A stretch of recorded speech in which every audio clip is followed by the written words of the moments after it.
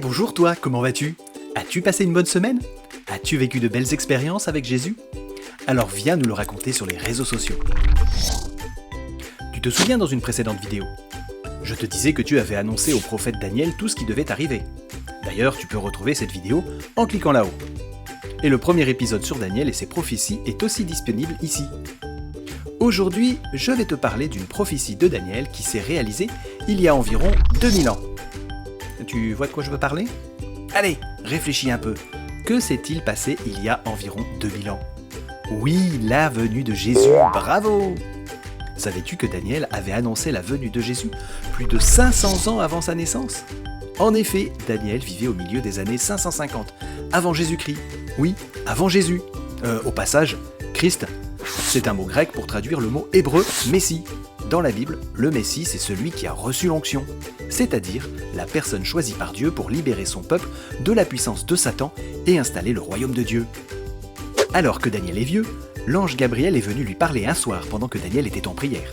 Dans sa prière, Daniel était repentant pour le peuple hébreu qui n'avait pas respecté son alliance avec Dieu et qui avait été capturé et emmené dans la ville lointaine de Babylone. Dans sa prière, Daniel était triste que son peuple soit loin de chez lui à cause du mal qu'il avait commis.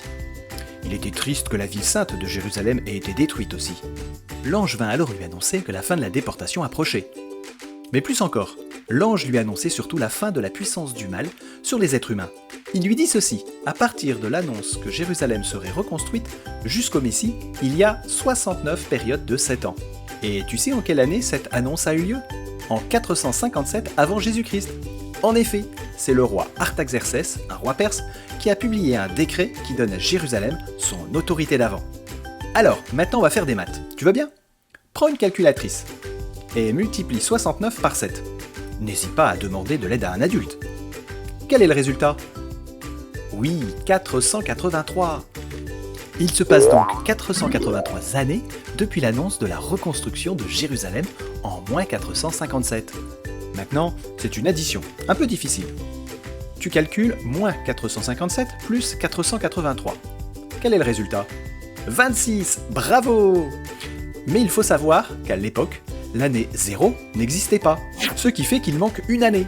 Tiens, regarde, tu vois, si l'on calcule en enlevant l'année 0, le résultat est 27. C'est donc l'année 27 après Jésus-Christ. Alors, que s'est-il passé l'année 27? C'est dans l'évangile de Luc que l'on apprend que cette année-là, c'est le baptême de Jésus. Son baptême, tu sais, avec le Saint-Esprit et la colombe qui descendent du ciel, et puis la voix de Dieu qui dit « Celui-ci est mon fils bien-aimé, en qui j'ai mis toute mon affection ». Eh bien, cela représente l'onction que Jésus a reçue de Dieu. C'est à partir de ce moment-là que Jésus a commencé son boulot de Messie. Mais tu sais, l'ange qui parlait à Daniel n'avait pas fini. Il lui dit qu'il y a encore une période de 7 ans, après, où des événements vont se produire, soit en tout 70 périodes de 7 ans.